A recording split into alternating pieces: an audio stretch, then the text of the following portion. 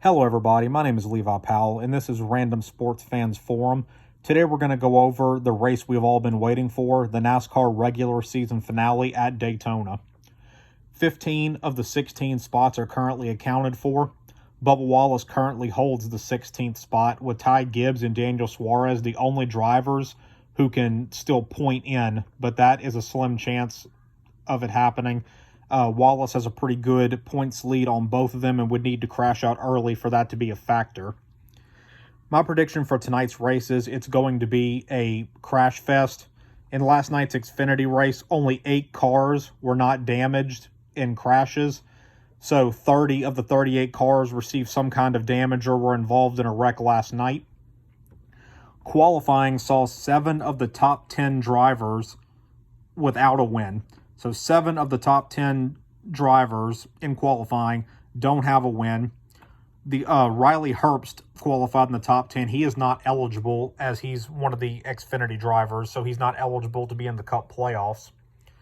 Another interesting tidbit is nobody has multiple restrictor plate wins with the new car except for Chase Elliott, who needs a win to get into the playoffs tonight.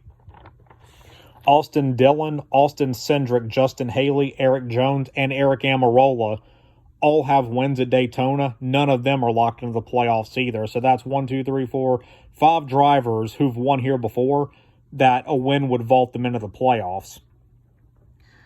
Like I said earlier, Bubba Wallace is currently in the 16th position. He's in the driver's seat to make the playoffs. He's won at restrictor plate tracks before, and he has the benefit that if a repeat winner wins, it locks him in. Ty Gibbs, he's starting up front. He's learning the series. He doesn't have any top 10s at restrictor plate tracks, but he does have a fast car, and that's at Daytona. Anything can happen. Daniel Suarez has 4 top 10s and 25 restrictor plate starts. He does have a slow car. His car was pretty slow in qualifying, starting 22nd, but his teammate was slower at 25th. Chase Elliott had a very poor qualifying, but he's the only driver with multiple plate wins in the new car. His team has had a very off year, but that can all go away with a win tonight. He is the only driver to win more than one restrictor plate race in the new car, so he might be a factor later on. Chase Briscoe is on pole. He's very fast. 20% of his restrictor plate races end in a top 5 finish. He was the fastest in practice for the Daytona 500 qualifying as well. So we've got a very fast car starting up front, can stay out of trouble. Chase Briscoe is another person who can race his way in. Harrison Burton, also starting up front, has a very fast car. Unlike a lot of these drivers, though, Harrison Burton is, in my opinion, racing for his job. He hasn't come along like the Wood brothers think he would, or he hasn't come along like they thought he would. He's got a lot of pressure on him tonight. He did spin from the front at Atlanta.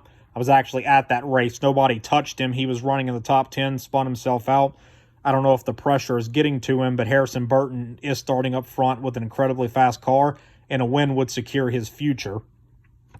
Todd Gilliland is another driver with a good chance of winning. He's a 33% top 10 finish at restrictor plate tracks. The only issue with this race is he's starting at the very back of the field. His teammate Riley Herbst is starting 6th, but his other teammate David Gilliland is starting last. I'm not sure what they did to Herbst's car. Maybe they put it in qualifying trim to get him up front for the race. But Todd Gilliland has definitely been improving, and in my opinion, he's probably the biggest winner of the NASCAR season. He is in a rod that everybody assumed was going to go to Zane Smith. They chose to pick up Gilliland's option, and they sent Zane Smith packing. He could definitely pay them back with a win tonight and get both cars at Front Row Motorsports into the playoffs, which would be an amazing achievement for that team.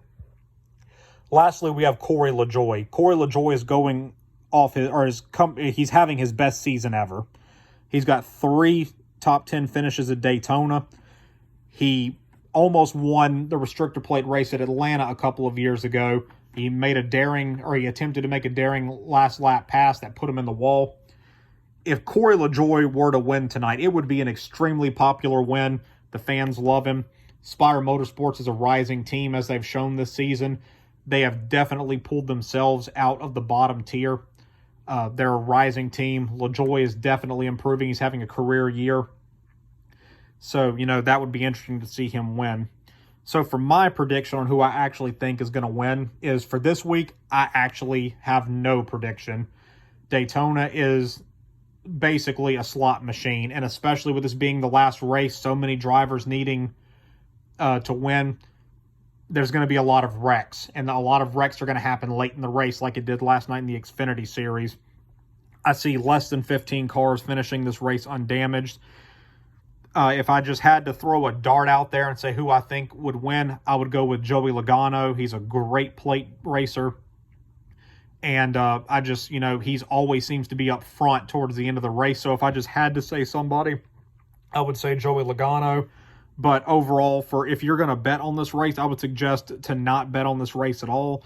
Or if you're going to, just pick random people because you have a better chance at hitting on that bet than what the experts tell you.